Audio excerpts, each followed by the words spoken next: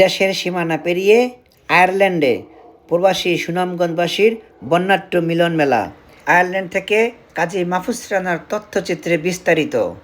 হাওড় নদী আর প্রকৃতির অপরূপ সৌন্দর্যে সিক্ত বাংলাদেশের ঐতিহ্যবাহী জেলা সুনামগঞ্জের প্রবাসী সন্তানরা আয়ারল্যান্ডের রাজধানী ডাবলিনে এক বর্ণাঢ্য মিলন মেলার আয়োজন করেন। সুন্দর এই মিলন মেলায় আয়ারল্যান্ডের বিভিন্ন শহর অঞ্চল থেকে বিপুল সংখ্যক প্রবাসী সুনামগঞ্জবাসী অংশগ্রহণ করেন। তাছাড়া বিভিন্ন জেলার গণ্যমান্য ব্যক্তিবর্গ উপস্থিত ছিলেন।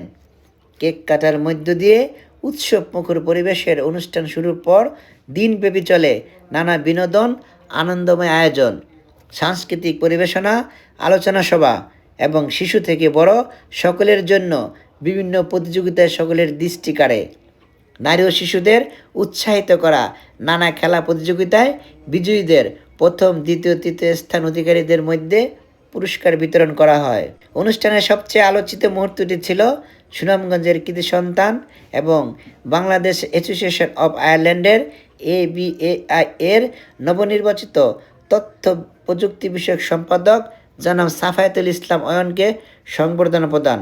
অনুষ্ঠানে বক্তারা বলেন, প্রবাসে থাকলেও আমরা হৃদয়ে সর্বদা ধারণ করি আমাদের প্রিয় জন্মভূমি, মাতৃভূমি বাংলার এক টুকরো সুনামগঞ্জকে। জনকল্যাণমূলক কার্যক্রমের মাধ্যমে প্রবাসী সুনামগঞ্জ কমিউনিটি ব্যাপক বাংলাদেশের সুনাম অর্জন করুক।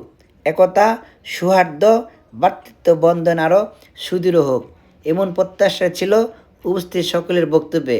আমন্ত্রিত অতিথির মধ্যে বক্তব্য রাখেন লুৎফর রহমান, আক্তার হোসেন, আক্তারুজ্জামান রাকি, দুলাল আহমেদ, রাজু, অয়ন হারুন রশিদ খান, নুরুল হক, সবুজ তালুকদার, মাকসুদ চৌধুরী, ফয়সাল, আমিনুল ইসলাম, মাহমুদ, মোহাম্মদ মাজিদ, জুলিয়ান আহমেদ, মিজানুর রহমান, MK লিটন মিয়া, মুখলেস আহমেদ, হোসাইন আহমেদ, নাইমুল্লাহ খান, শাহজাহান রাজু, আলী আহমেদ, সুমন আলী, আব্দুল আউয়াল, সাহেল আব্দুল হান্নান, হোসাইন সুমন, বাবলু মিয়া, মোহাম্মদ রুশন, মুফতি রহমান, সুমন দাস, আবুল হোসাইন সোহাগ, ফেরদুস আহমেদ প্রমুখ।